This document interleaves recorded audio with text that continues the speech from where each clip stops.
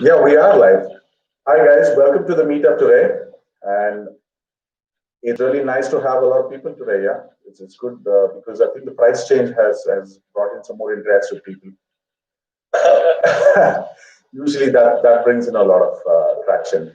So yeah, welcome everyone. Aditya, thank you very much for introducing yourself. And in the term of introduction, anybody wants to like introduce yourself and have a question to ask, you can just jump in.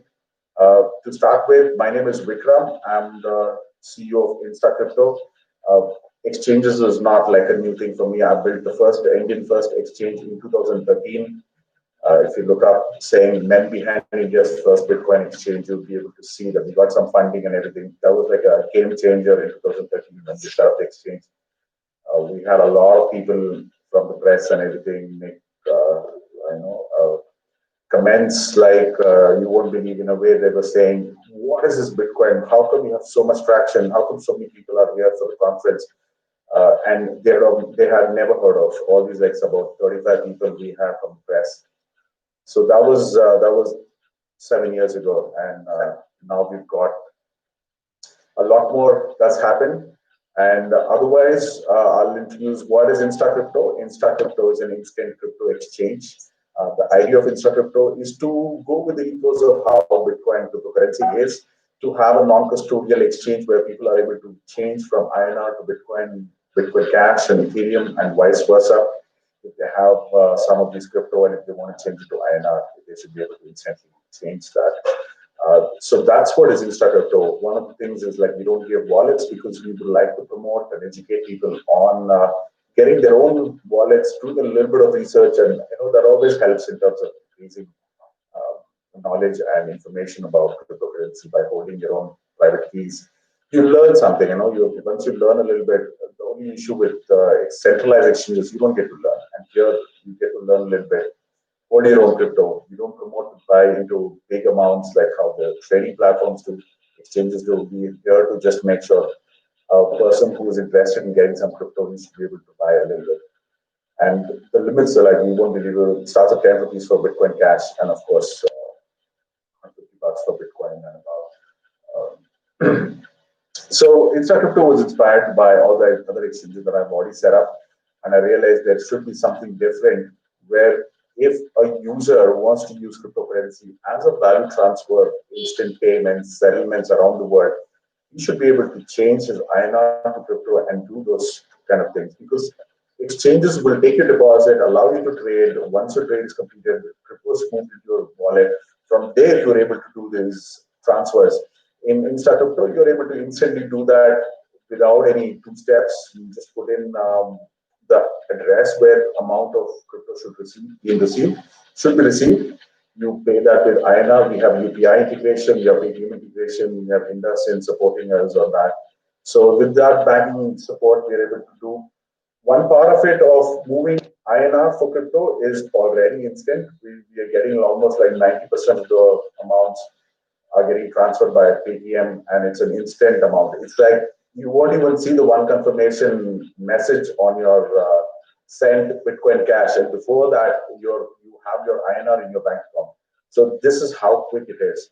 Vice versa, also we are having it as quick as possible.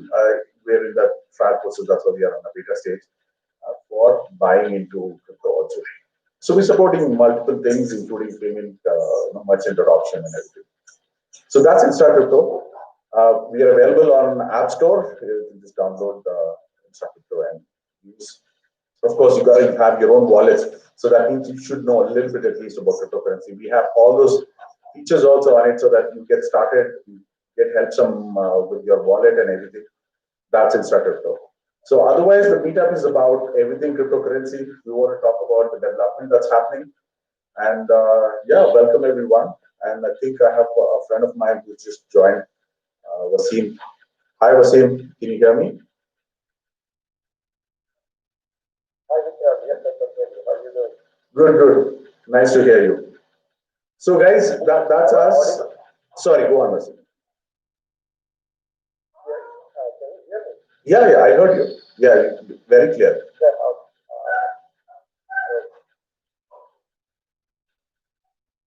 So, yeah, what was the latest development? we couldn't get to speak to you for almost like 2 months, I think. Yeah, I see many times I think we are having system nowadays, right? Frequency of online agreements. Okay, we would have once a month, right? Okay, maybe your voice is not loud enough. I think your son's sound is clearly audible. Sorry about that. No problem, no problem. Anyway, Romit, welcome to the meetup. It was nice to have you. So we got Romit here. He's the developer and the, the the man behind Zapit wallet, and Zapit is a Bitcoin Cash wallet. There's so much development that's going on and so much features that's available on the Zapit wallet because of the way Bitcoin Cash is a little different to Ethereum and Bitcoin. It's more of a payments tool than being like an asset tool and a development tool like how Bitcoin and Ethereum is accordingly. So welcome, Romit. Do you want to introduce yourself and say a few words? Can you hear me? Yes, yes. Okay, yeah. Thanks. I think you introduced me pretty well to that. Yeah, it's good to be back. I think after a long time, I'm attending again. Yeah, I'm the founder of Zapit.io. We are building a payments mechanism basically, and we have lots of tokens and lots of features that's coming up. Yeah, yes, that's it. Cool. So we have a few features that's on the Zapit wallet, which is like the dividends tool and things. It's very powerful and very useful for people who are already on the S&P tokens. You guys, if you have not heard of it and things like that, just ask your questions and we'll be able to answer that. And also, Romit, we have a gentleman named Aditya and Aditya Naik, and he's pretty well versed with terms of the DeFi exchange that's been getting built on Zapit on Bitcoin Cash. So now that the fork is finished and we know what we're doing now, I think the future is about DeFi. What do you say?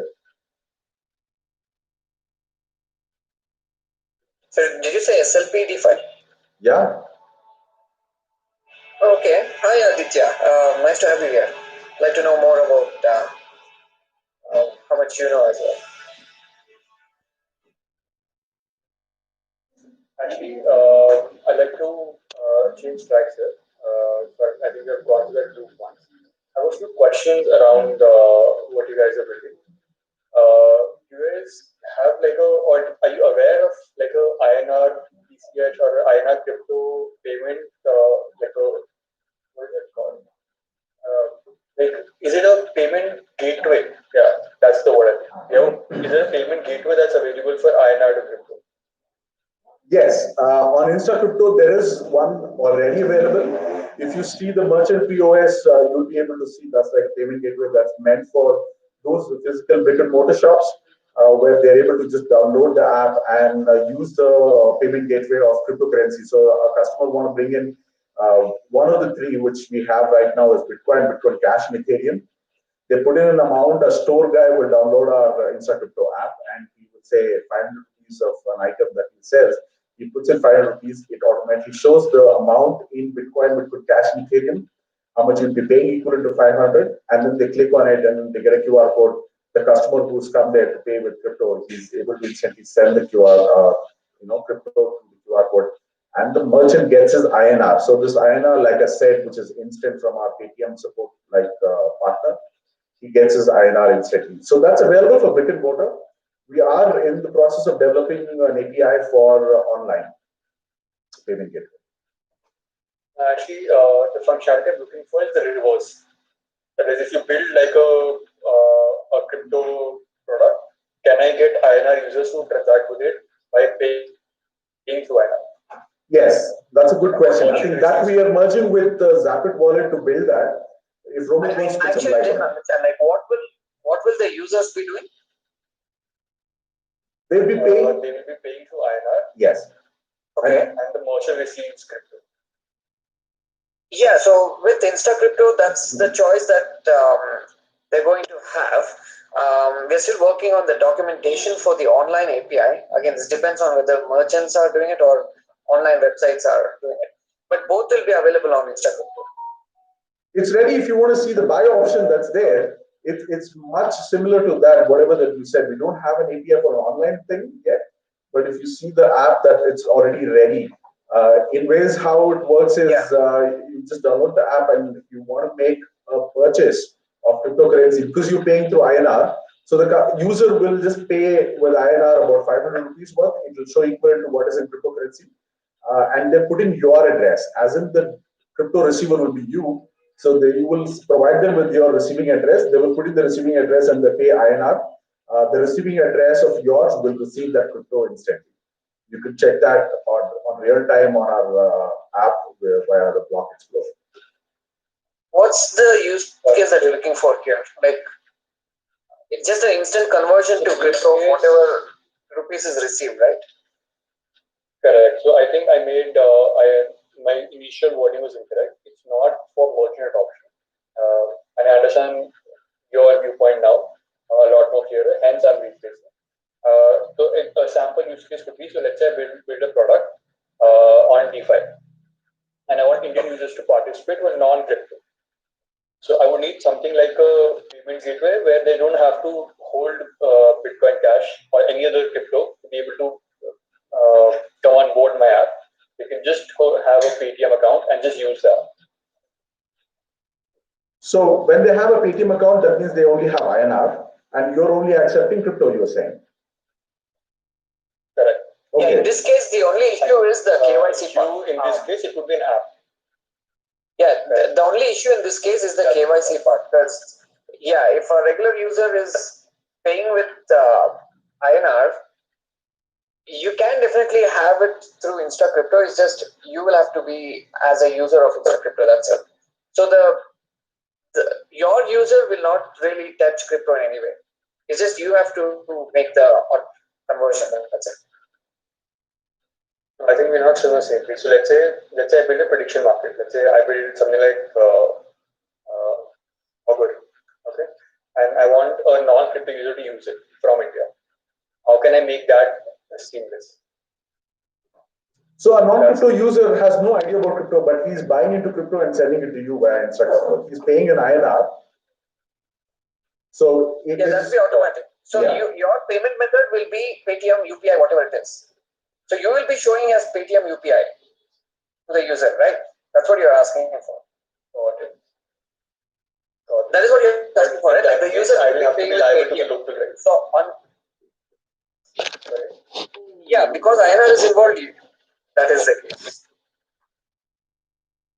But that's not that hard. I mean, that already exists. So all you will be doing is giving the payment method as INR, and the receiving address can actually be InstaCrypto. And the moment that the funds have been received into InstaCrypto, the API will trigger the crypto to be sent to your account or the user's account in the DeFi system. Robert, I understand that. The challenge there is that I will need to have I'll have the identification in India, right? Which is a concern. For example, if I don't have a company here, right? It's just a DAO running a project. What in that scenario? So have you ever used our products? If there is rupees involved, then you cannot have a decentralized system. If there is rupees involved, you cannot. By default, you don't have a decentralized system. You are including an intermediary in that case. So how we are avoiding that is on Zapit, right? We have something called a non-custodial escrow. But for that to work, our platform has to be peer-to-peer. It cannot be a company processing the funds. The moment a company starts processing, the KYC laws apply. For Zapit, KYC laws do not apply because we are offering a non-custodial escrow. So we are not even holding the crypto, neither the INR. It's actually a smart contract built on top of Bitcoin Cash. And the funds are locked in, like, of course, by the blockchain scripts. And the trade happens peer-to-peer. So in that case, KYC is not involved. But this is a manual process too. So in your case, unless you go this route, you will have to do KYC. So try out our product, which is there inside crypto and Zapit wallet. And a combination of that, a lot of people are able to use our system. So you will be able to integrate that to your existing, whatever that idea that you have of your setup. But it doesn't work. So you'll have to make it work. Nothing works in cryptocurrency. It's the people who got to make that work. We have to build products accordingly and then get our users to eventually be able to use it.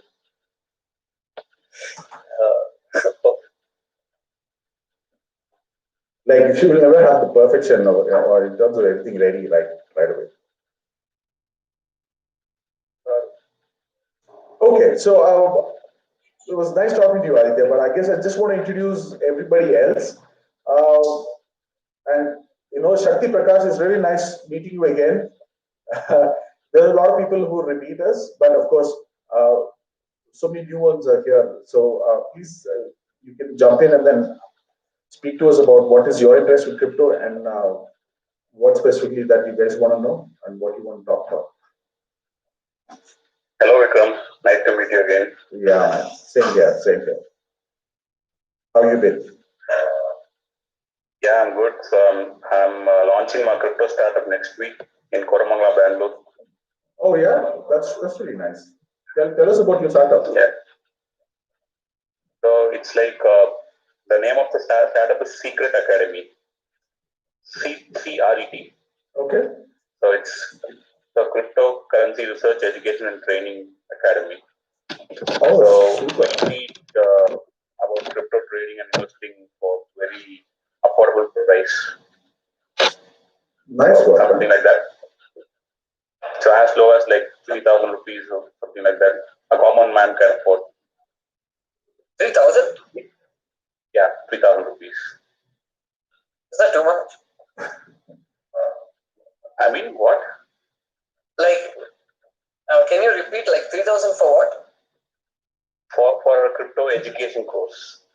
Like, it deals with their Okay, that's fine. And it's like not that, like, we'll be teaching through pre-recorded sessions, like we won't be live. And if there is any doubts, we'll teach them through chat and calls. Okay, invite us for the live for the launch that you're doing, and we'd love to check it out. Yeah, sure. I thought of we can work together as well. Like we don't mind promoting your platform on like our platform. I mean our platforms. Yeah, sure. Like probably you may even inaugurate our company.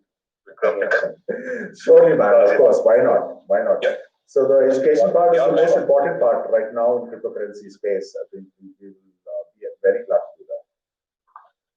Yeah, sure. Because we all work together, obviously, with Rumit and. Definitely. We can bring in a lot of our experience that is there. Definitely help the newcomers.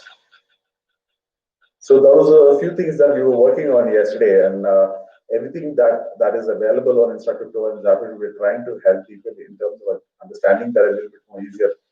We are putting in a lot of material so that the newcomers come in and in layman terms, if they're able to read that and then understand how to use a wallet, what is a non-custodial wallet, because those are the important things. We don't want people to get back to the same system as what we already have, a custodial system. We want to get away from the custodial system. And if some people want to use a custodial system, they want to use it, of course they should use it, because places like trading and everything, it has to be custodial, so they can use that there. But once they know of that and they want to know beyond and try and keep something in their own way of non-custodial way, they should know about the wallets. They should know how to secure their funds and crypto and everything. So we're working on that, and things are available. Will be really great to collaborate in that way. Cool. Anybody else want to talk about the latest developments that's happened? I don't know if you guys have seen the price just went up and down. The prediction of Bitcoin being 10,000 and above for this year is already crossed that, and it's around 15K now. But I guess it was even higher, and it did drop. even with the blockchain of Bitcoin Cash, it went through an update to get better, mining services for that, like DAA, and all that development that happened. You guys want to talk about that? Let's chat on that.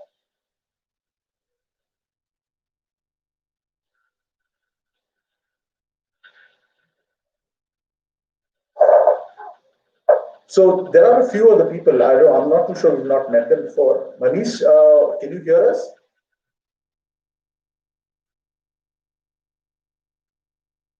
And we also have. I'm not able to do this name. Avdish Kumar. Yeah, it's Manish here. Am I audible? Yes, Manish, you're audible. Go ahead. Where are you calling from? I am from Bangalore, Electronic City. Okay, very nice. Electronic City, as in, you moved to Electronic City recently? No, I have been here since 5 years. My native is Bihar actually, and I came here to study. Like currently I'm pursuing MCA. I'm a student currently. Oh, nice. And blockchain enthusiast. Cool. So, how did you come across Bitcoin and what brought you to Meetup? I just browsing through blockchain meetup in my locality, and I found out this meetup there, and I thought to join this for like something to gain new knowledge or something in this meetup. I'm listening. Sure. So what are you studying? Is it something to do with computer science or software development? What to do with IT? Yeah, it's software development actually. Master of Computer Application. Okay. And anything that you came across in terms of blockchain development? As of now, I just last 1 month, 2 months, I am just exploring blockchain, and still now I didn't come across something new.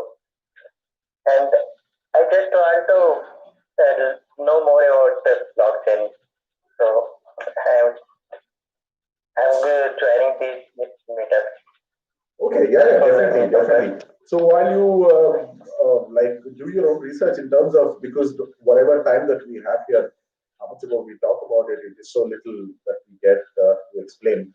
But otherwise, yes, you're wow. So I'm out of time on Zoom. Okay. I'm really sorry, guys. I think I'm just be running out of Zoom time. I should have been on the Google Hangout more than this. So what I'll do is I'll just add one link of Google Hangout and you guys can join on that.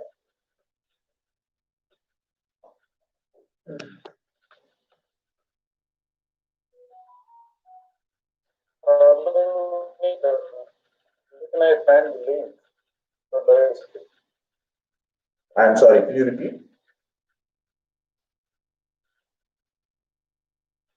Hi, Nick, Avdesh here. I'm saying, where is the link? I would like to join. He will be sending. In the chat. Why don't you say in the chat? It's easier. Yes. Yeah, chat was That's exactly what I was going to do. Just give me 1 second, guys. I'll be sending.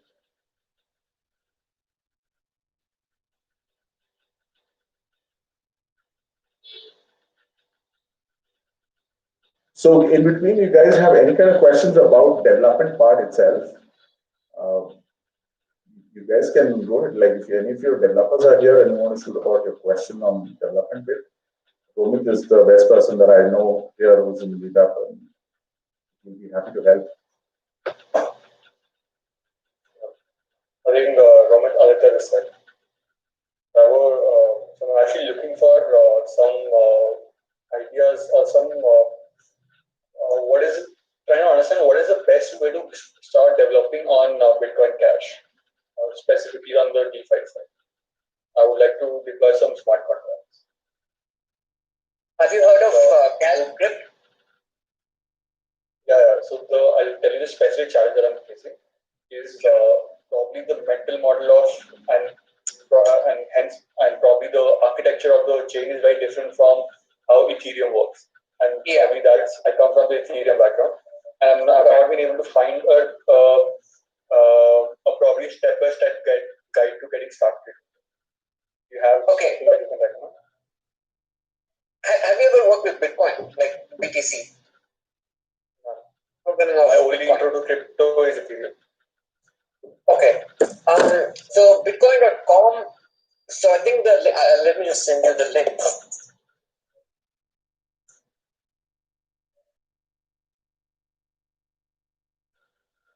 There's a really good tool called Bitbox that's available on this link. Just send it in the chat.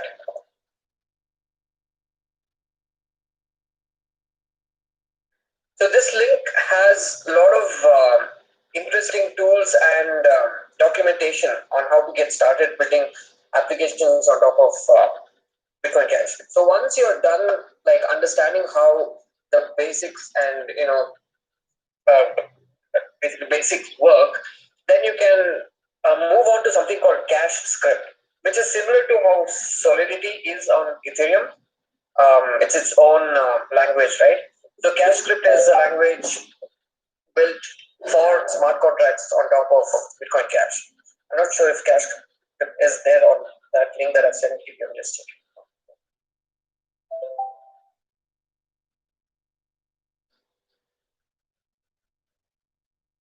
Yeah, it is there. So if you go to the develop section, it's there.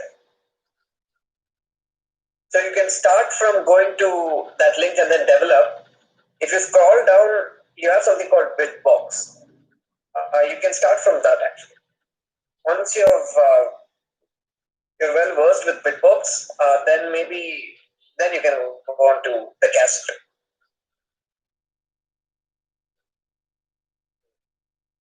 So Bitbox looks like a SDK to use the chain. Yeah. But it has the necessary things to understand how the process of Bitcoin Cash scripting works. Generally, if you learn how to create a transaction, that's like the basics, right? Once you're able to create a transaction, all you have to do is just start adding conditions to how a transaction is to be made. Of course, the smart contracts on Bitcoin Cash cannot be as powerful as the Ethereum ones, but it can do pretty much a lot of things. You think it can also do something like a DAO? Not aware of if that is possible. I guess it depends on how complex you want it to be. Guys, I have sent the link of What level of complexity? Right now, what's new on using smart contracts is derivatives, right? Decentralized derivatives. That is what is being built. It's still not deployed. There's a new exchange that's coming up. It's a decentralized token exchange. I guess once that is live. Well, Aditya is aware of any hedge. He did tell me about any hedge at the beginning. Oh yeah. Okay, yeah. Then I think you're aware of the derivatives. So, guys, I guess we can. I'm really sorry. I'll have to cut you off because it may get cut off anytime. So it's best to move to Google Meet. I've just sent the link in the chat section. Because most people will be on the same device, you will not be able to use audio on both the thing. Let's just switch from here to the Google Meet.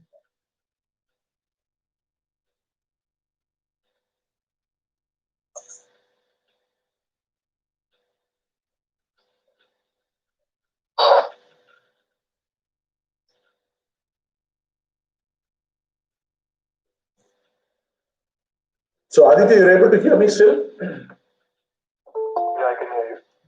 Okay, so I was very interested in understanding about the proof of stake that Ethereum is going on to next. So if you can just throw some light on that, it would be really great. So what is it that you're looking? Ethereum is moving from proof of work to proof of stake in 2.0. Can you tell us a little bit more on that? Since I'm only asking because you said you've been developing on Ethereum before. Yeah, I understand, but if I'd welcome if you can give me some specifics on that. So I know the latest, staking of Ethereum is complete. Within no time, I think the staking got filled. So how are the dividends going to be? How are the your block rewards going to be divided and things? Are you aware of that? Not expensive. Okay. Not a problem. I was very keen on understanding a little bit more in depth on the new POS that Ethereum is moving on to, and how secure it would be, and what about the security level? Is there going to be any change on that? I can't say conclusively. So hence, I'll refrain from. I need to do more research on that. Okay.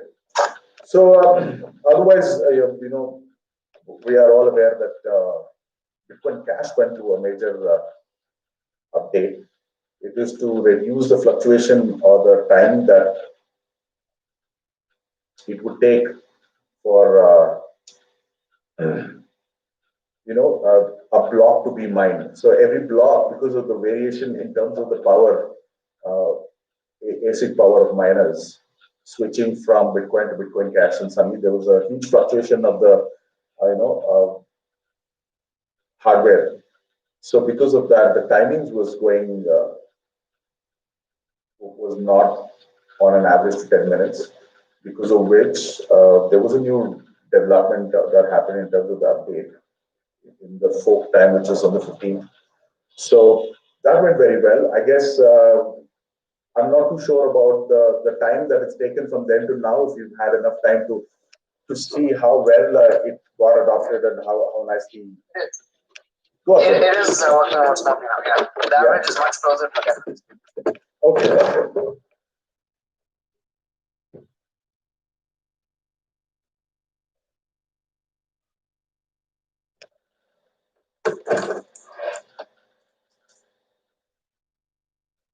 So any other development that happened from then to now, like was that the only observation that went on?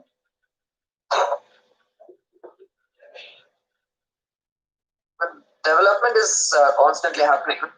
I guess now the discussion is about whether the 6-month hard fork should continue or it should be removed. The 6 month is too short of a time period, especially for businesses. They shouldn't be worrying about an upgrade that's coming every 6 months, because usually all businesses have their own roadmap and they have things planned, right? And any new change basically introduces some more process that they have to go through, like some more code that they have to add to their business to make sure that they continue working smoothly for the next upgrade. Yeah, that's quite bad for businesses. So the talks are going on whether to continue the 6 months or to remove. Some of us are, I think most of us are in support of removing it, or at least increasing it to 1 year, and then we can check if even that is too less of a time period. But yeah, I think that's what's going on in terms of discussion. Sure. I think 1 year is pretty good time. If something happens before that, we don't have to have it for 6 months. That's for sure. I think that's. What about the other coins? Do they have it that often? It depends. Most of the coins are centralized, so they can change whenever they want. Okay. Because or you end up something like BSV or BTC where nothing is happening, like no development is happening. I think Ethereum is probably the one that is constantly innovating and changing. But yeah, they have decentralized mechanism. Though some people have way more others. Yeah, since BCH is even more decentralized than those, it's really hard. The decision making is really hard in BCH. That's true, actually, but it's also whoever said that BCH is centralized, whoever said that BCH is centralized, they got it in their face after this upgrade because the main implementation was kicked out. I mean, they basically forked off. So that clearly showed that one person did not control it. So it gets harder and harder like this, but yeah, I guess that's the price of decentralization. Totally right. No, I think the argument was that it incentivizes centralization, not that it is central. Sorry, I couldn't hear that. Rohan, repeat that. No, you would. I don't think you've gone through everyone's argument. A lot of people have called it a centralized point, controlled by one person. This has been happening from the point.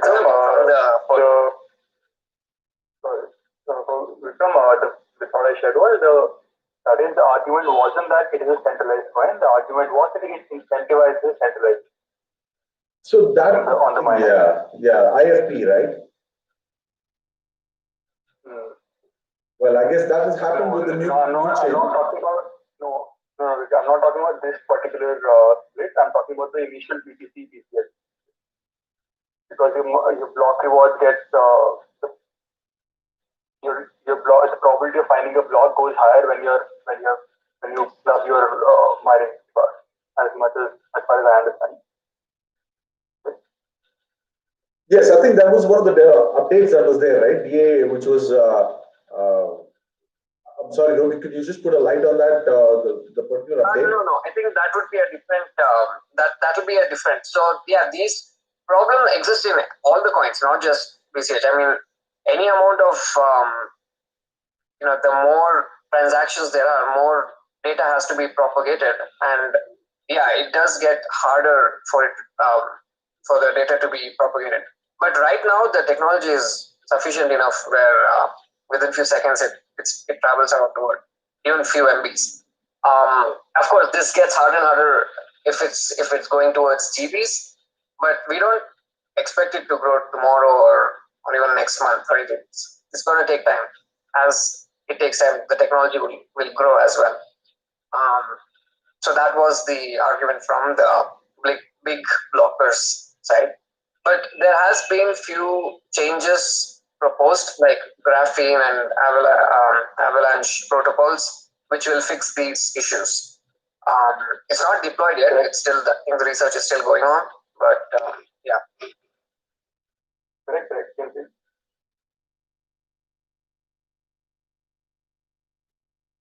Actually, Vikram and Romit, just a question to you guys. How is the Bitcoin Cash developer ecosystem in India? We have what is your view on? Well, I would say it's very less. Not many people are aware of Bitcoin Cash. Most of them, the problem is in India, the crypto scene is very bad, right? Like most of them are just trading. They're not really here for using crypto. They just want to make profit and they want to get out of crypto. So they don't really care what happens to crypto at the end of the day. So until we get people understanding what all the capabilities are of crypto, like what all you can actually do with smart contracts and things like that, some people have realized that it's possible in Ethereum, and the Ethereum development scene is huge. Yeah, we have nowhere near that for Bitcoin Cash or even Bitcoin really. Yeah, I hope it grows. That's what we are trying to do. We are trying to get people involved to see what all is actually possible on these coins. Yeah, I think it'll take time. So in your view, what would be the market size of these developers in India?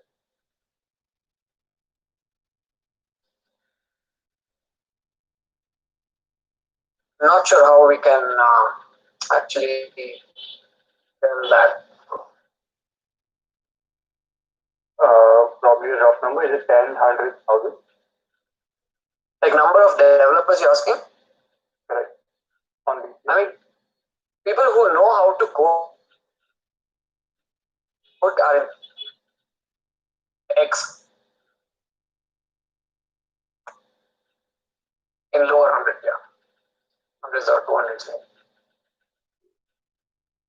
As far as I have seen in most of the BCH groups, yeah, that's how many there actually are. that be similar in the Ethereum space also? I think Ethereum space has got No, I think Ethereum is much higher. Yeah. Ethereum definitely, India has a large number of developers developing from India. And I think it's next to none, like maybe like even the top leaders of developers are sitting in India because of the amount of coins that's been started by here. The ERC20 is launched by Indian developers. There's a lot of it.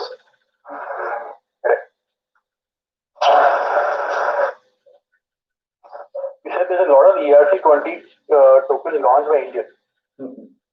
Yes.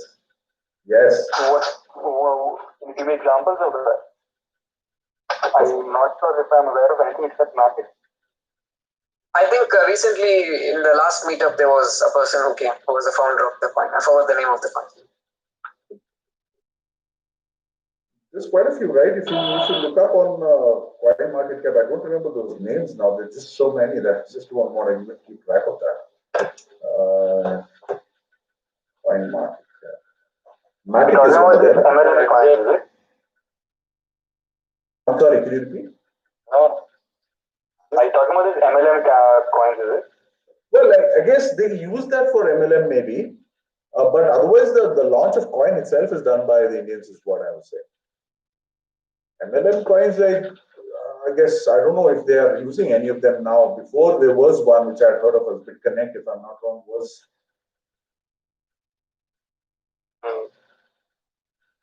But that was not a ERC20. It was not? I thought it was started as ERC and no, it was its own blockchain. They basically just copied the Bitcoin code. Okay. So yeah, Matic is something like. End up finishing the block.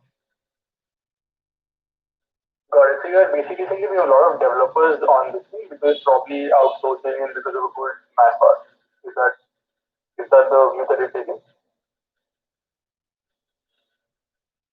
Yeah, go on. So your view is that there is a lot of Ethereum developers because of probably outsourcing or independent developers who are great.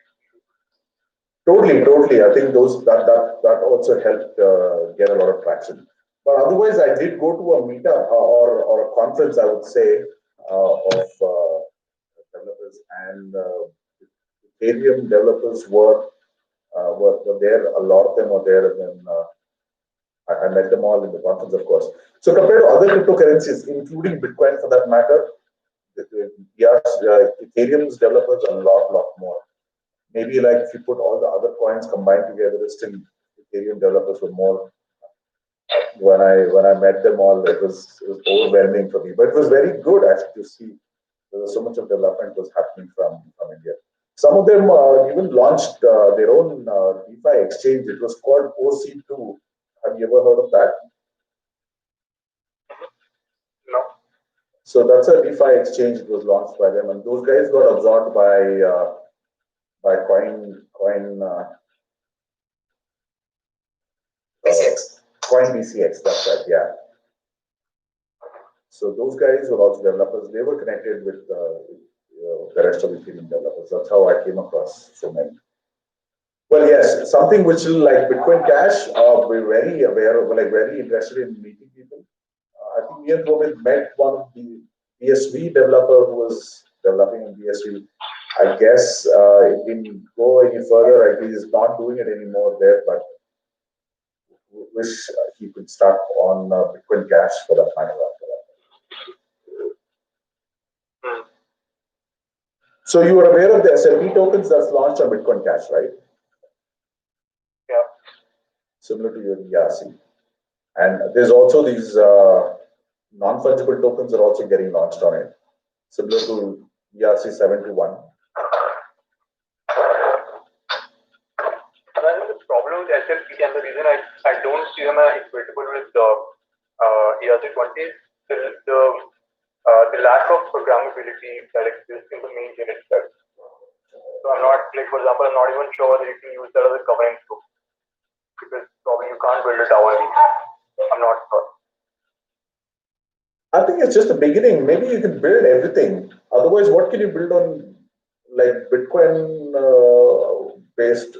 Bitcoin doesn't have any token system, of course. Ethereum was the first one to launch that. So this is, there are others. We had a token system, but the developers basically didn't allow it. Well, I guess they were all concentrating on their Lightning network, which was so centralized in ways. Yeah, but not only.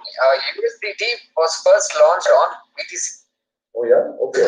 It is because of the fees and stuff they switched to Ethereum. Yes, Okay. I wonder the switch, was it fair enough, because even on Ethereum the fees are high.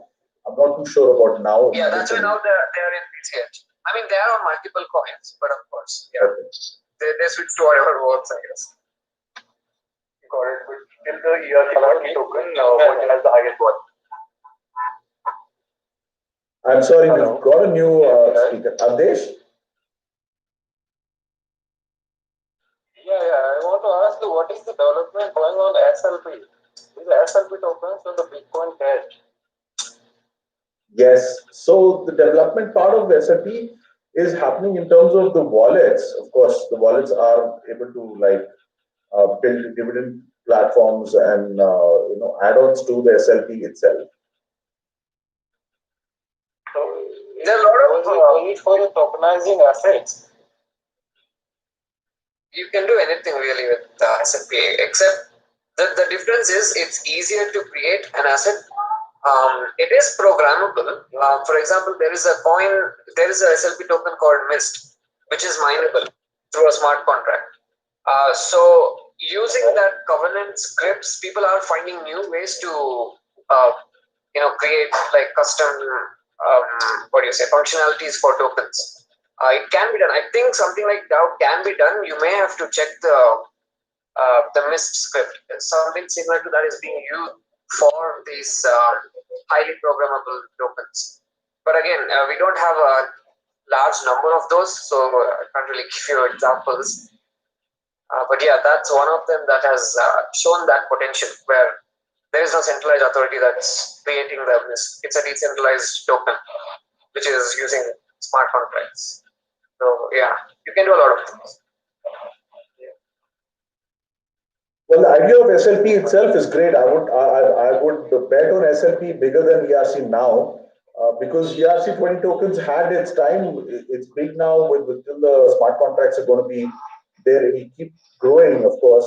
But SLP as a token holds a lot of value in terms of its UTXOs hold like some satoshis every transaction. So the more number of transactions, the more UTXOs are getting piled up, and the more Bitcoin Cash satoshis are getting locked in the SLP, token system. So in the future, when you have projects going on Avalanche and Chia. on what? Two other projects. I'd like to know something about Avalanche and Chia coin. Okay, so where are these happening on Bitcoin Cash, you're saying? No, these are independent ones. Chia via the Bram Cohen. Have you heard the name Cohen? Who developed the torrent? So he is developing Chia coin from birth to years. I think the mainnet is 5. No, I'm sorry, I've not heard of those. But I've heard of Avalanche, but not the other one. So Avalanche was actually supposed to be built on BCH first. It's a protocol that was supposed to be built on BCH. But the problem is Avalanche relies on POS, which is proof of stake. And they tried convincing BCH to switch to proof of stake. Since nobody agreed, they ended up creating their own coin called Avalanche. Now that process is still in works, I guess. I'm not sure. But yeah, that's just a coin that is working a proof of stake system. They have tokens, they have they're doing something good, but I don't know. They say it's decentralized, but they did an ICO to raise funds, and yeah, I think we have to wait and see how it actually performs. I wouldn't want to say what its future is. Rohit, there is also the consensus Avalanche design, right? Where there is a Yes, that's what I'm talking about. So the guy who's the head of the Ava Labs, he was a BCH guy. Like he was working on top of BCH to have this deployed, the Avalanche protocol. But since they couldn't, they ended up creating their own coin, the Ava coin. Or did BCH have Avalanche in its consensus roadmap? No, it did. So the primary people who were working on that was the Bitcoin APP team. Since they have port off now, right now I don't know. I don't know which development team wants to take it. But it's not proven yet. It's not proven that it's 100%. It improves anything. It's just a good concept, but the code hasn't proven it yet. So I don't know. I guess before that we'll have to wait and see.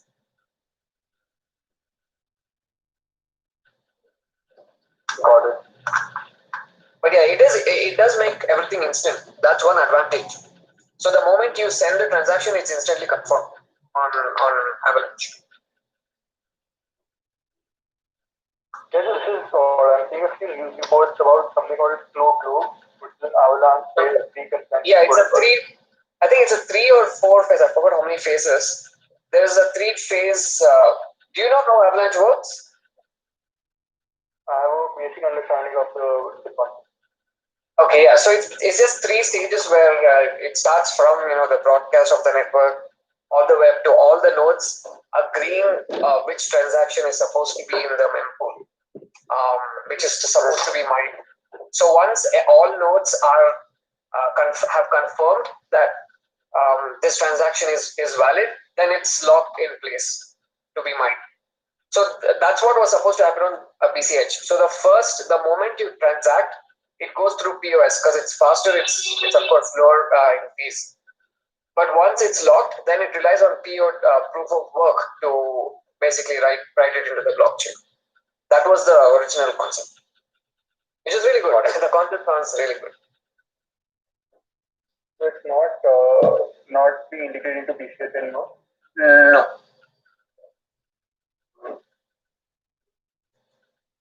Got it. All those who wanted Avalanche to be on BCH is now working on their own coin, the Avalanche coin.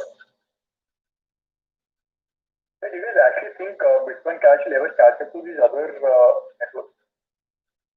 What do you mean catch up? In terms of adoption and market cap? Well, I think in terms of usage, BCH is already higher than most of the coins. Maybe lower. Yeah, I wouldn't say even it's lower than the top ones.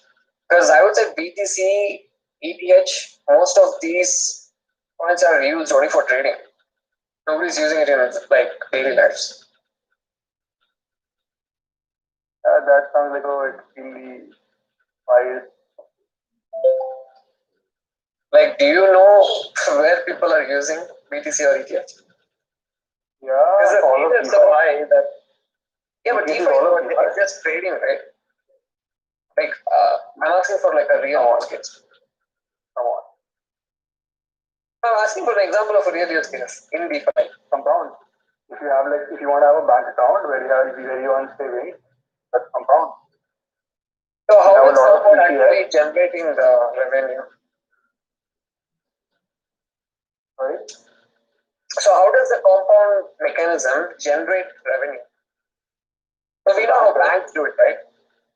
Like we know how banks do it. They basically put it into assets and whether they lose or make money, they just provide interest based on that. But does Compound do the same thing? Because I'm not aware of what. Yes, it does. Yes, it does. So specifically, I'm going to add to the understanding that you shared about banks. When you put money into your bank account, it earns interest. The interest comes from the loan that the bank gives. Yes. The interest that they charge probably is a percentage over the interest that they give you in your savings. That's exactly how compound works. So you're saying the compound is where you lock your Ethereum, and Ethereum is then lent out to somebody else, and they're paying an interest on that, and then it's in turn coming to the guy who's locked his ETH. No, Ethereum is not paid out. So let's take an example. Let's say let's take both sides. Okay? So let's say I am a lender. That is, I have Ethereum at my and I want to use that as collateral. Let me show it.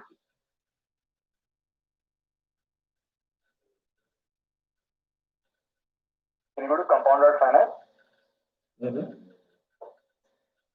Open the app.compound.finance.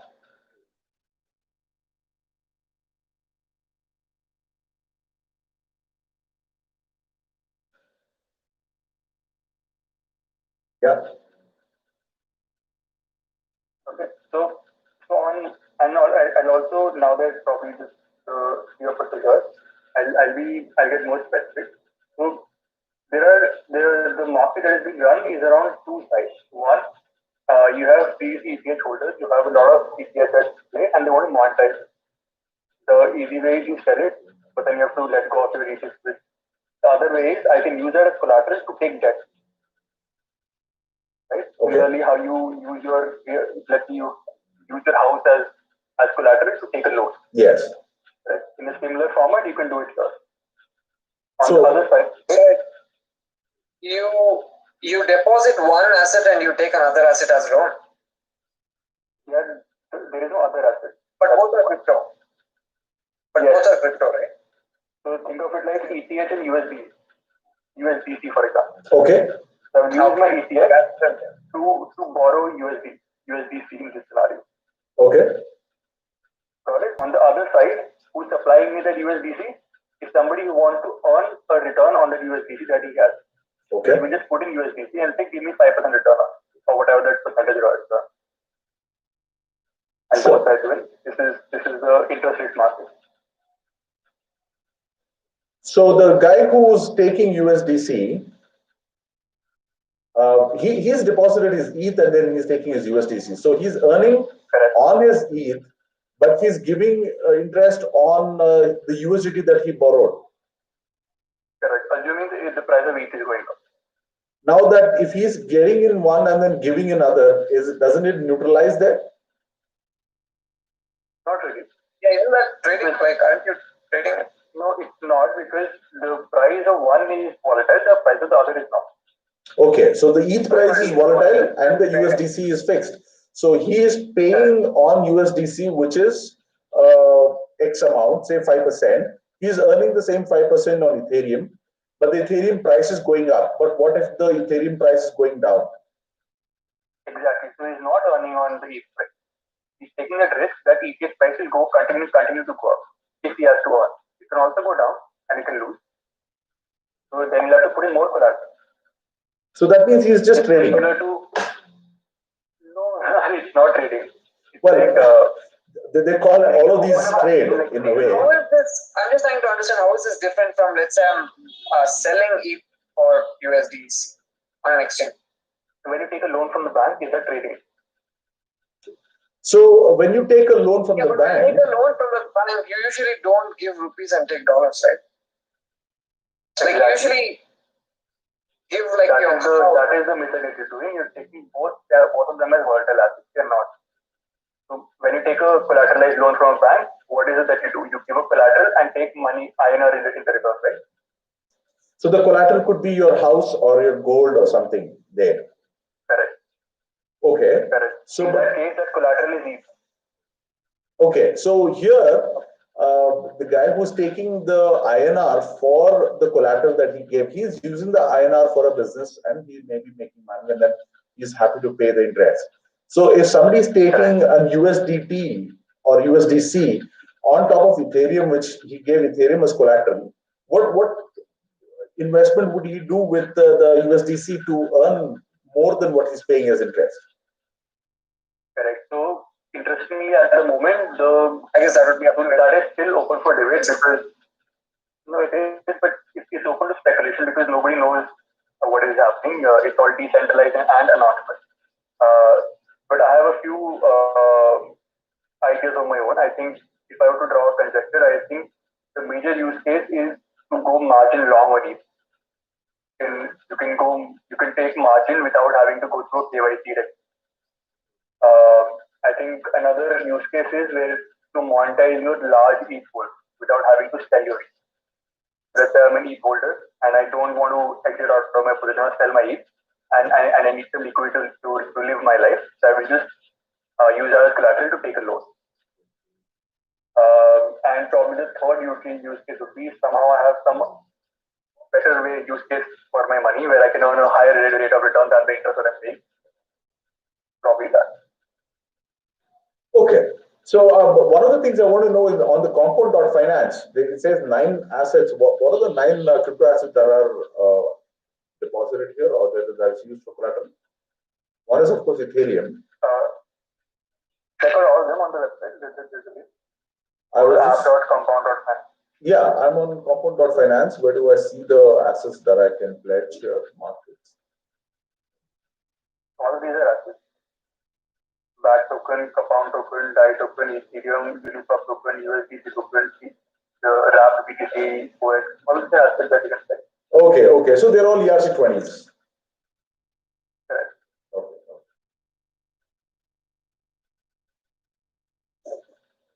Sure.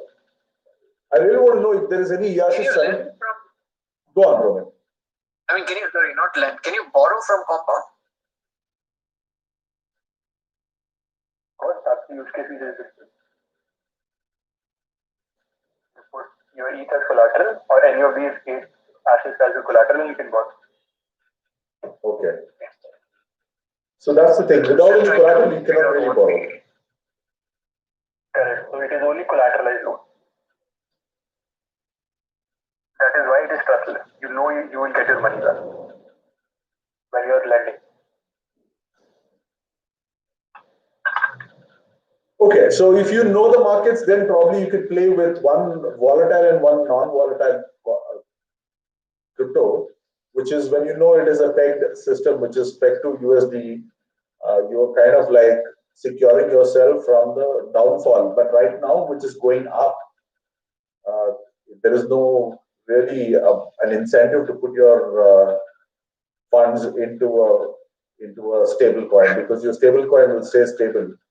And when you can predict that the Bitcoin bull run or the crypto bull run is coming up next year, if you believe in that, if you understand the whole economics of crypto, then of course you will not go into stable coin. You would go to a fluctuating coin because it's going to gain. Not really. What you can do is you can use that to increase your position. Yeah, but the speculation. Correct. So this is a use case, right? For what is BCH being used for? Like, yeah, people are trading it. Of course, there are DeFi exchanges, there are centralization. People are, but people are actually paying for items, like for stuff, like in restaurants, online. For example, I make payments for my website, for my email, or everything in BCH. So I am actually using BCH. Right? I'm not trading. I'm not speculating. I'm actually using it as money, like as a payment system. So that's the kind of use case that I was talking about. So yeah, I mean, of course, in Ethereum there is, right? Like for example, USDT. That's a really good use case because you can use USDT for payments. Though Ethereum, the fees is much higher. I don't know how much it is now, but at a point it was higher.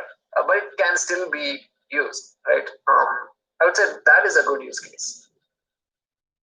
DeFi is really good if you're pegging the protocol of decentralized finance with a real use case, like a real world use case, rather than another speculation in the crypto world itself. That's what we are trying to do with Zapit. You will soon see. Once we launch what we are going to launch, you will soon see what DeFi on BCH is going to be used for in the real world use cases. All the rest, well, you can actually use in your real life. Speculate the price. You would care about the price of BCH, rather you will care about using it in your daily life. That's what we are trying to focus. That's what we are trying to get everyone to focus as well. Like, forget about the price. The the more people use it, the price will automatically go up. But if we are focusing only on the price going up, then there will be huge crashes as well, which reduces the trust in these assets from regular people. Okay. So in the crypto space of smart contracts and things, I think all the ERCs and Ethereum is very useful there. But I guess the smart contracts just to pledge and borrow is very limited. I think there's a lot more better use cases that's available out there, uh, like smart contracts for trade, for real exchange from fiat to crypto. That's something I'm really interested in knowing and how it would be brought into function, because you want to bridge, right? You want to bridge the fiat to crypto. So crypto to crypto, there are many exchanges you can do that. So the similar way of DeFi that is happening is very limited. I thought it's very little use case for Ethereum. I know there are many tokens out there. That's why I love local cryptos. I mean, it started out as local Ethereum, but they actually used the smart contracts for something which is actually useful, which is non-custodial escrows. Sure. That's a real use case in Ethereum again, which was, of course, and right now it's in multiple coins, but it started out in Ethereum, which was great. There was a couple of more which I'd heard a long time ago, which was uproof.com, and then Switch, or another one which was there for the hotel use, where the smart contracts locks in the contract of when the guy is going to use the hotel room, and then it is going to allow him to use the hotel room through that. But again, those are the things I was going to look for to be built on Bitcoin Cash blockchain. The idea, because on Bitcoin Cash blockchain, you're able to do multiple transactions for smaller fee, and then the zero confirmation gives you an instant transfers. Unlike a higher fee will not allow you to do multiple smart contract movements. If the fees are very low or almost free, that's when you are able to execute the Slockit was the name. Slockit kind of smart contracts can be possible. And I'm very eager to see that coming up in a blockchain which is really cheap. You can already do that. In a lot of blockchains you can do that. You can do that on BTC, BCH, Ethereum, BSV.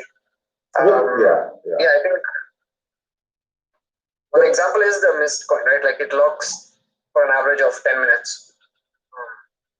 It's already using that system. Anyway. Now the token itself is useless. It's just a concept that is pretty cool. But a mineable token is pretty useless, because what can you really use the token for? But the concept that they created, where you can use these smart contracts, do things like this, where you don't need a centralized entity issuing the token itself. Yeah, that has been proven that you can do it.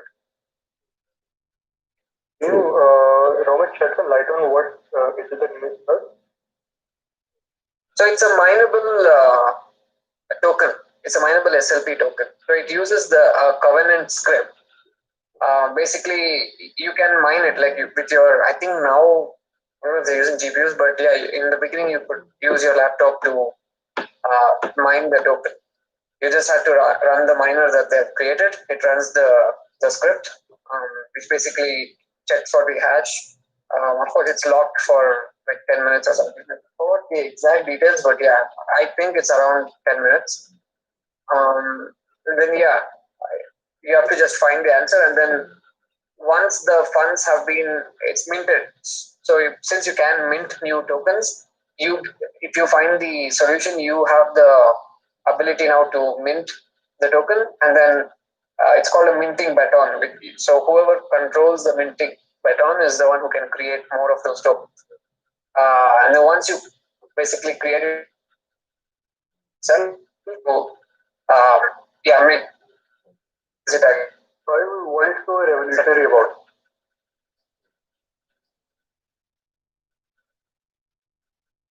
Sorry? What is so revolutionary about it? the fact that you don't need, so until that was created, the only way you could create a SLP token was a centralized authority had to print, would have the control of that minting baton. So for example, we have, Zapit has a token called Zap. Now we control that. We initially controlled the supply of the token.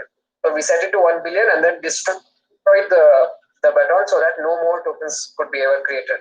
Same with the INC token. But those who do not destroy the minting baton always has the ability to keep creating more of those tokens. But with Mist, that is decentralized. Nobody controls that minting baton. So that is randomized, and you have to mine to become. You have to find that minting baton yourself by mining it. So yeah, that governance could basically show that you don't need a centralized person to create a SLP token. And once you mine and if you're able to mint. So it was revolutionary in SLP, not in crypto in general. Right. And is it verifiable that the thought has been destroyed? Yeah, everything there. It's all open source. There's a white paper. You can check it out. The Mist white paper. I think it's mistcoin.org. So they have all the documentation of how it. So you can mine it yourself also. You can go through the code and see. So, Ramit, one more thing. What do you think is the best way to reach out to developers in this field?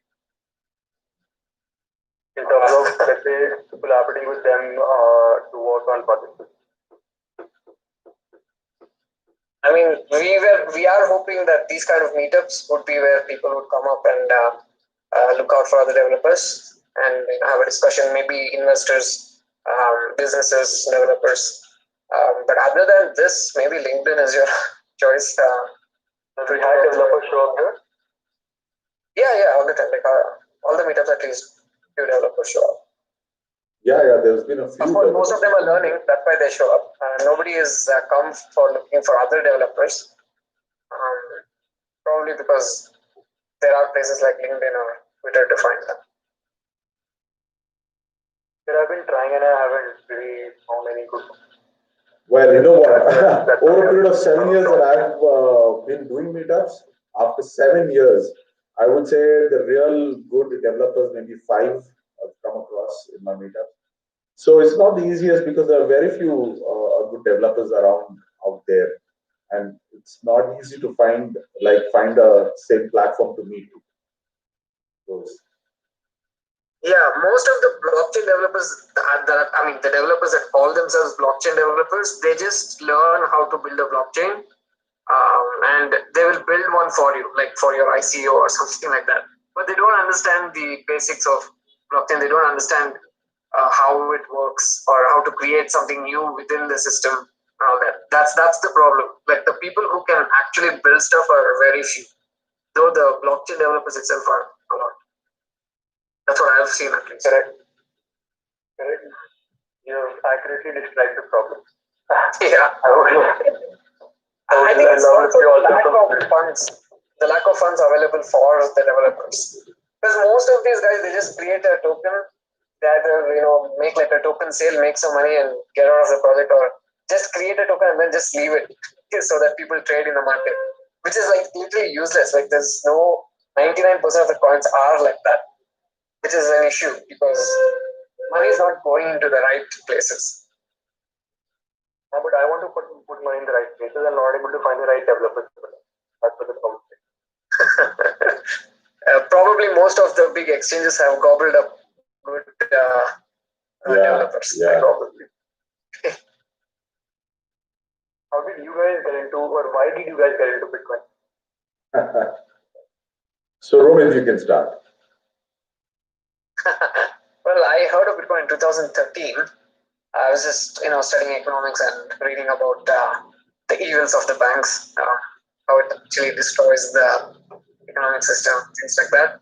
And while reading about that, of course, there's a solution for that in the beginning. Maybe it's just a technology, or that may take a long time to grow. Maybe 10-20 years it'll take. So at that time, I didn't really pay that much attention.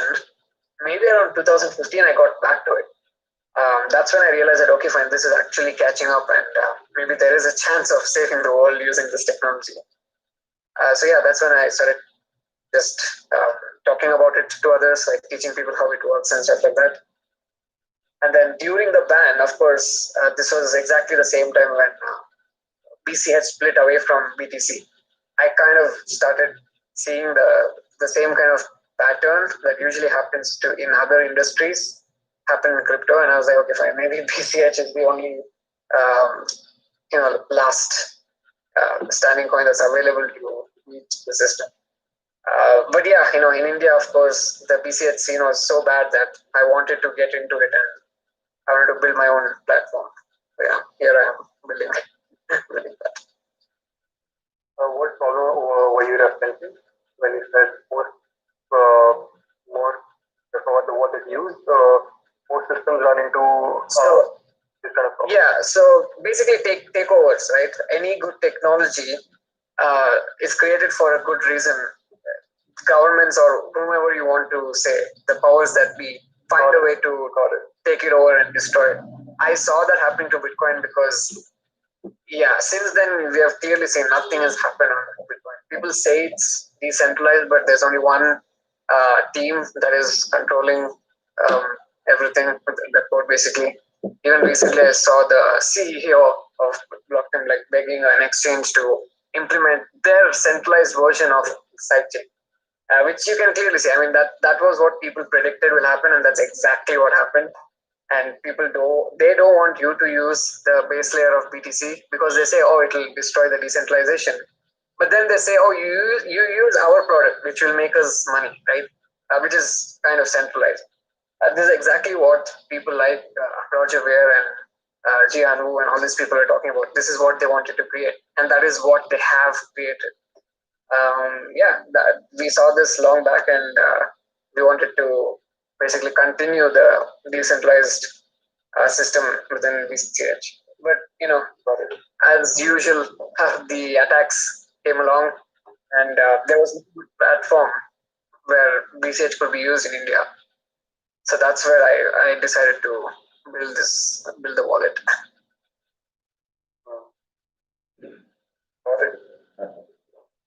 So how did you get into crypto?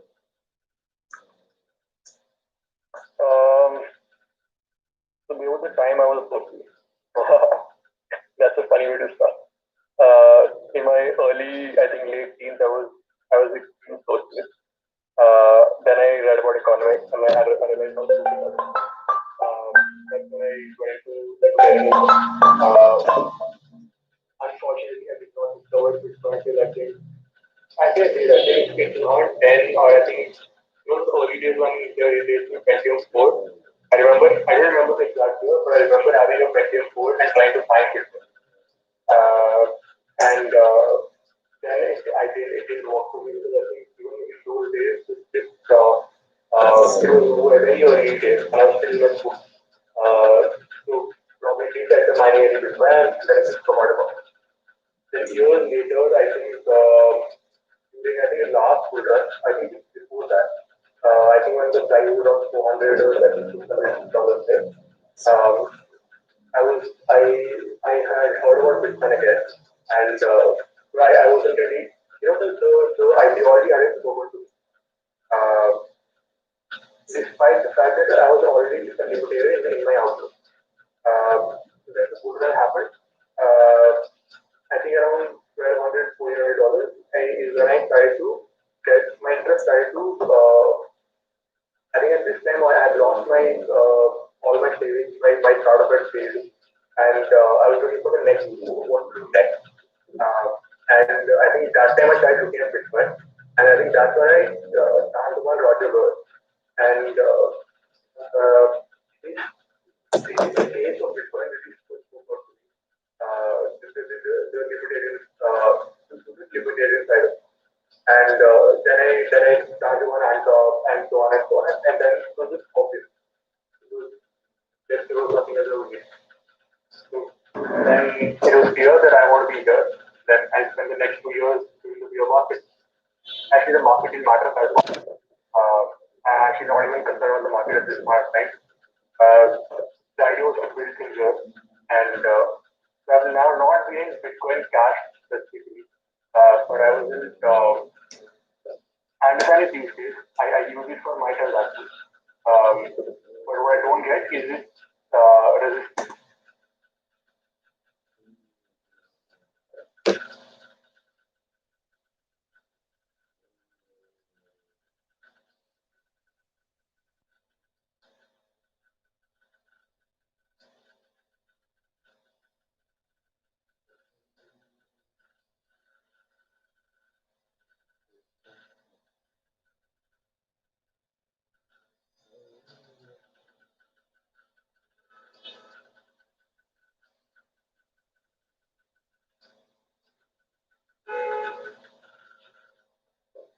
Sorry guys, just give me a minute, I'll be right there. I think I'm connecting back.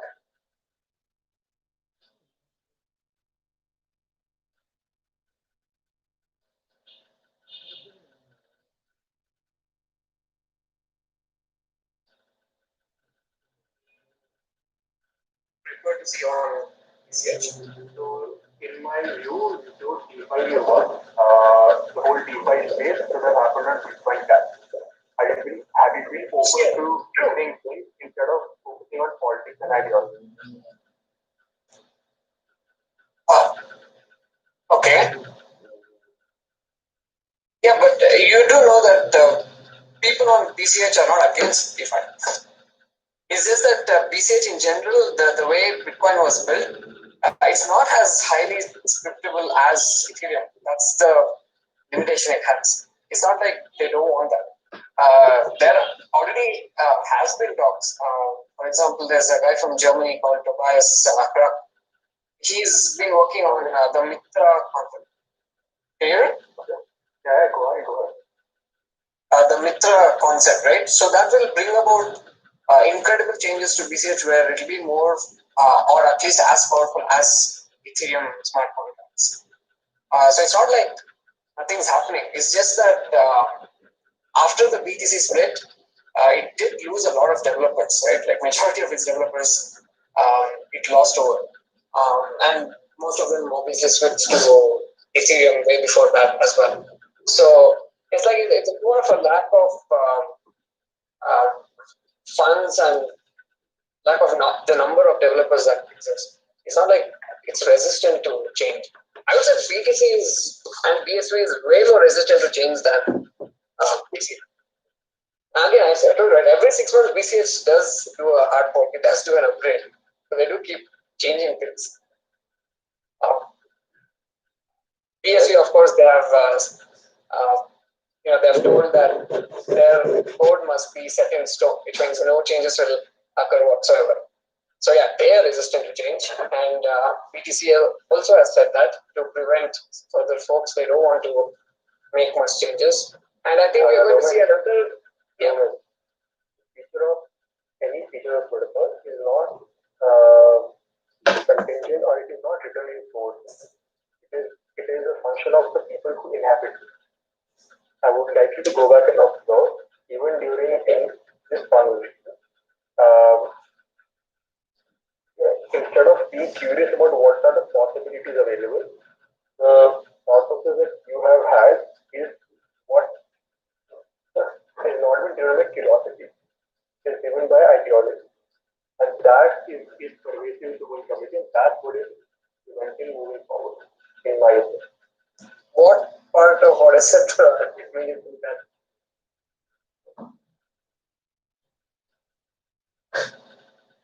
I would urge you to observe. Take your time and observe. I still don't know because I already, like I mentioned, right, like constant changes happening and more things are being added.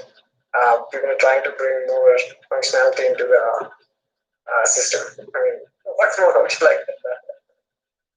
No, I have no preference. I think we can leave it here. Observation should happen. Vikram, what is your story getting into Bitcoin Cash? So, Okay, I'm not clear. I do not. Okay. Vikram, what is your story? Getting into Bitcoin, it's a long story, mate. So, of course, the idea of getting into Bitcoin was to have a replacement financial system for the whole world, right? So that was my idea because I was living in UK and lost my asset value, which I had in England. So eventually, when I was looking for answers in 2009, I came across Bitcoin for the first time. By the time I really bought into it, it was 2011. So about 2 years of me, 1.5 years of surfing, the little I knew, it took a long time to know a little bit of it is only because there's absolutely no one to speak to or meet anybody. But now, after so many years, I'm leaning towards Bitcoin Cash is because Bitcoin Cash is where it is going to replace the financial system, not Bitcoin, not Ethereum. They are an extra layer on top of what we have. We can explore more of a smart contract. We can explore more of a digital instant asset as Bitcoin. But there is nothing that is there to replace UPI. You use UPI, right, in India? 2 years ago, UPI, I was trying to make a payment with my UPI app and a wallet to a petrol pump, and it was the first time he was trying to use. So they were a little panicking to take this money, but they eventually accepted it. It was 2 years ago, and then today everybody knows about UPI. Everybody accepts UPI, and everybody is happy to take UPI because of its simple feature that is instant and it's free. Can you replicate that with Ethereum or any tokens or with Bitcoin? You cannot. So those, to meet that, the pursuit to replace UPI with the crypto is the best in the race is Bitcoin Cash. I'm sure there are other cryptos also, but I'm not getting into all cryptos. I'm right now getting into like the few top ones. In that, Bitcoin Cash beats hands down to Ethereum and Bitcoin for being a payments tool. So that's what we want. We want a payments tool to replace a lot of these existing control systems. So that's why I got into Bitcoin Cash. I think this comes down to what initially you asked. Do you remember what your first question was asked? Go on. Not really, which one? You said like you want to build a platform where people they're not aware of crypto, right? But you want them to get into DeFi. Remember that question where it said you want them to use rupees to get into DeFi, right? But of course, that's harder. It's easier to do from a crypto, but it's harder to do from rupees. But the problem that you are already facing is what we are trying to solve first. We're trying to fix the problem of payments, like people using crypto as payment stocks. Then come the next things, is what we believe. So once you fix the payments, then it's easier to get into crypto, DeFi and all that. Because if you see, like UPI, there is nothing in abroad, and only India enjoys the feature of UPI. That's why Google Pay is right behind its ass to screw UPI over in India, so that people don't have that ease to send and receive money. If you see Google Pay is the only one who's screwing the system of UPI in India. There is no other, like when you pay through UPI, Google Pay, there are instances that it suddenly doesn't show the transaction. It takes 24 hours. So 24 hours means the hassle of the shop guy not seeing his money come into the bank. Then he's not going to let the customer go because he's like, oh, sorry, I did not receive it in my bank. You may have to do it again. But that amount is sitting there for a day's observation by Google, which who asked them to observe it? Nobody. They've been asked. From India, nobody. But of course, they've been asked to observe it from New York because New York takes a class for Google. Google has no freedom. Really, they don't have freedom. They think they are free, but they are not. As a system itself, they are controlled by Manhattan in New York. They've been told not to allow UPI payments to be so smooth in India because West don't like any country to have easy payments and settlements and value transfer. They don't like that system. They want to control that system from there. Only when they say yes and okay, go ahead, we should be able to make payments. if we have instant swift non permissionless payments, they are afraid of that. The West is so afraid of the systems that we have. Bitcoin Cash brings that similar kind of a system without any Google Pay kind of intermediate, like mediators in between, who's going to screw it over. So that's been happening. Google Pay is not the most friendliest in that format, even though they have maximum number of people. They don't really make money from the economics of the people. They get money even otherwise because Manhattan has got the printing press, paper technology, ink technology. They print enough and they give it to these guys so that their agenda is met, not necessarily the commerce, the help to increase the commerce. So when you see all this, when you understand all this control that's happening around the world, that's when you know something like Bitcoin Cash has to be pushed for. And then that is already happening in countries like Australia and many countries outside India, because in India we have a very nice UPI system. We really don't need the crypto alternative for it yet. But in the West, they really need a crypto alternative, and they cannot use, well, Ethereum and Bitcoin can be used if the fees is slightly even lesser than what it is, because for Indian rupee value, the fees are very high, but for Westerners they may not be very high, but it's still high right now. But Bitcoin Cash in that field does it for real micro payments, like small fees is so good for micro payments and things. This is where Bitcoin Cash will come up, but it's a matter of time, right? Like how Bitcoin was not necessarily an important thing 10 years ago. Today, Bitcoin Cash's ideology is not important, but eventually it will be.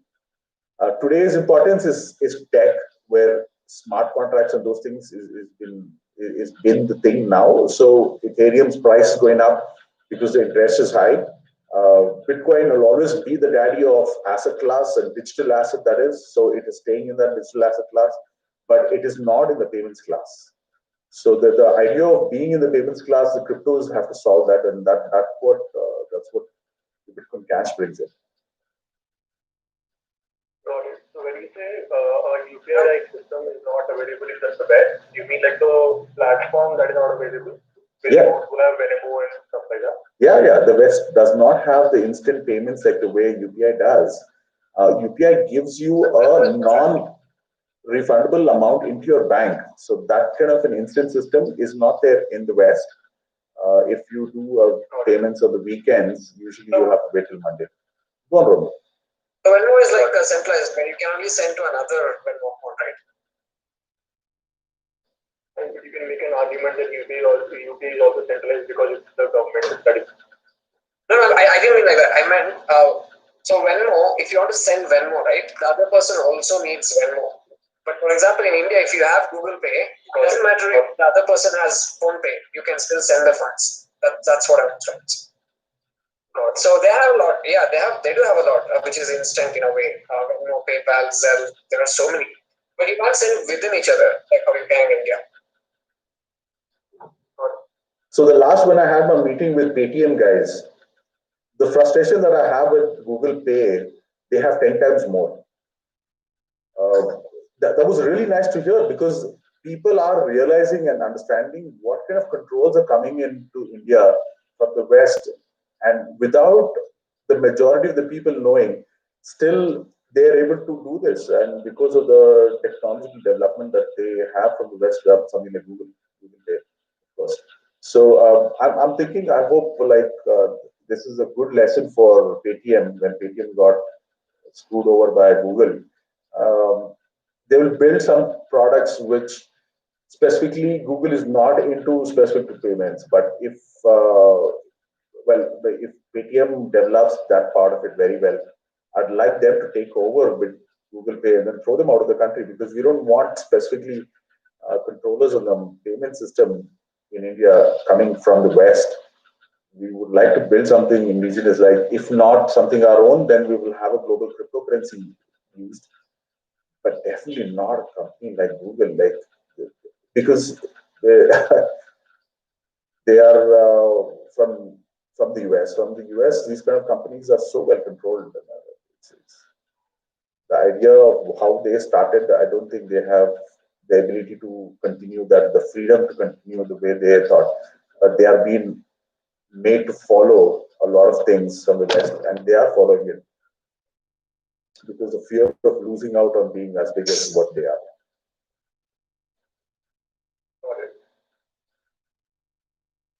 So anyway, in terms of that, if you see, we were like pushing on to Bitcoin Cash, and that part of what Bitcoin Cash can do as payments and settlements, instant, almost free. There is going to be a revolution in that when that particular time comes, and this will be the important feature of financial system. Like people would want a cryptocurrency to feature the way UPI is doing today in India. UPI may be centralized, like you said, but that's just the codes. The whole banking system are together, so it gives a lot of freedom to the people to use. Not one. If one bank says no, I'm not going to allow this, because Google doesn't have a bank of their own, they are able to do that, and they're doing it. And it's like the third time that I've come across in my close circle, including me, when I made a payment, my payment didn't go through then and there. The shopkeeper didn't let me go because he didn't see his money in his account. I told him he will get it the next day because that's what Google said, 24 hours. Why 24 hours? Who told you that you should wait for 24 hours for your UPI payment when everybody else is doing an instant payment, instant movement of or instant settlement between the two banks? Google comes in and it takes, oh, I will take 24 hours, please. You're doing that to screw up the system. Otherwise, you wouldn't do that. Because if you're in a country as a guest or you're already like just a player, you should play along with the rules of everybody else, especially in a new country, which is not your own home country. But they are trying to set up rules, is because they are not afraid of losing the market cap from here, getting thrown out from here, because it's not the money that is driving them anymore. It is the control that drives them. Those kind of things is very deep to understand. It's not the easiest of things. Because people should have experience, people should be able to travel places to learn about how control comes from New York. Otherwise, I would give an example of our UPI system that we had, Zapit. Yeah. The way we wanted to increase our opt-in. Unfortunately, it's not available right now because of the new changes that everybody made. Yeah, but I think that was a really good example of how we are using the BCH blockchain to increase adoption. So basically what we would do is we would allow UPI payments, and for every single UPI payment, you would get a random SLP token as a reward. Like this is a much better system than what Paytm or Google Pay does in terms of their rewards. So yeah, we are introducing people to crypto in a very easy way. When they're making regular transaction, when they're making UPI transactions, I don't think there was any other easier way to introduce people to the crypto world. But yeah, unfortunately, they made few changes that blocked third parties from using the UPI system. Anyway, very right. And as per what you said at the time when we checked out on GitHub, very clearly it was Google Pay who initiated that. And they screwed up first, and then they made sure that nobody else could use that particular feature. And how ridiculous. What is it that is needed now to build a UPI app? It's not clear yet. Nobody has been able to find out how to do that. Before, it used to be free. Any merchant could, make calls to the native UPI apps like Paytm, Google Pay, and then feed the data to those apps, like the UPI ID and the amount and things like that. And then the merchant would receive a response from Google Pay or Paytm. But now you're still able to push the data to the app, but you're not able to make payments. It gives you some stupid error. It says like, what is it that you need to pay the UPI server? Can't you do that directly? You can't do it to UPI servers. So for that, you will have to become something called a PSP, a payment service provider. So for that, first of all, you need to get license from RBI and things like that. But we had an innovative way where we didn't become a UPI app, but we rather use it part of it to call the UPI app itself. So that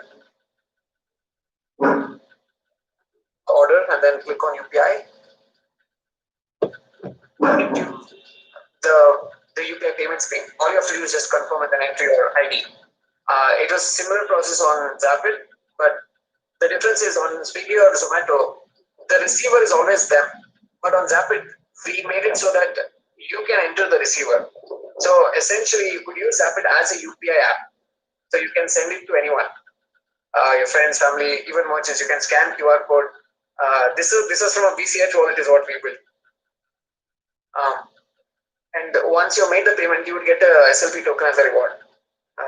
Yeah. So unfortunately, they blocked that right now. So we're trying to find a different way to go about the same functionality. We remember there was some sort of controversy that Google Pay isn't licensed or has not taken a payment license. And their response was that to be a UPI to be a bridge in the UPI system, you don't need a license. Is that understanding correct? Yeah, I think they're in a lot of I think that was issues. struck down, right? I think that was struck down, right? Wasn't it? Did that thing go through? I did hear about it, but I'm not sure what the final verdict was about that. But I think it was struck down, if I'm not right, because you need license from RBI to operate as a UPI app, but you cannot do it on your own. You have to partner with a bank. That's why you see whenever you go to pay with Google Pay, it says ICICI. Or with PhonePe, it used to say Yes Bank. I think now they're not sure which bank they're using. Paytm, of course, they have their own bank, so they don't have to partner with the bank. Yeah, I'm not sure if the other actually their partner. By the way, do you guys have like a newsletter or like a Slack channel or whatever where you have like a group of business developers that probably can reach out if Most of us are on Telegram. Most of us are on Telegram. I can tell. Yeah, there are multiple groups, but you can join our group and then we can write you there. You can send us a message. I'll just send you Zap. It's from there you can reach out to me. Okay. Do you have Telegram? Yeah.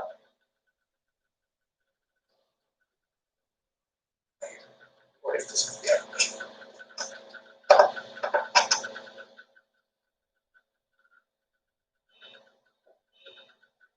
Right. So yeah, this link is. Why is it not opening Telegram for some reason? Yeah, I can do.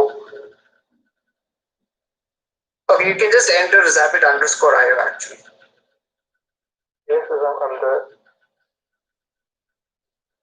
Is that you? Yeah, Azad, is that you? Okay, Yeah. I'll just send you a message. Yeah, that's me. I've just sent you a private message. I can send you the links to BCH groups, whichever you want. And you can find me in that group, like Vikram also. Yeah. You can find Instacrypto. I forgot what is the name of Instacrypto. I think it's Instacrypto in. Yeah, Instacrypto, I am.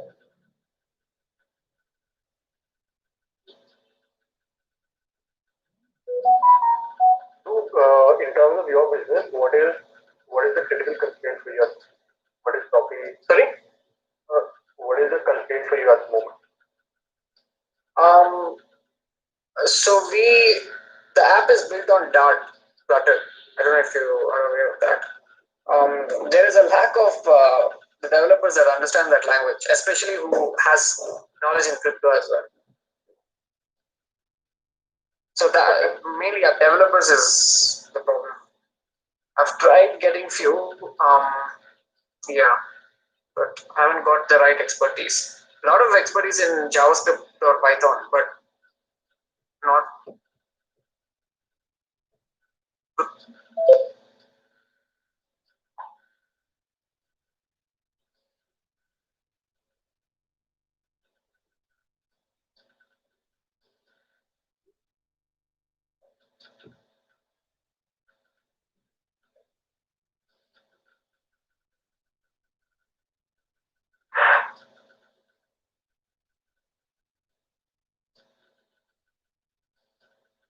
Okay, can you hear me, Adi? I can hear you. Okay, so great stuff. Then I think we can end the meetup now. It's time. If you have any more last questions or you want to have a chat about any specific thing, we can.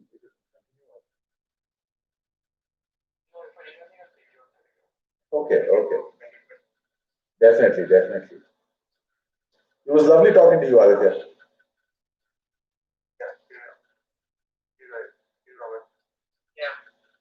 Okay. Yeah. Bye. Bye, Tom. Bye, Romit. Yeah, it was very nice. Good one. We'll connect soon again. Take care. Bye, guys. Okay.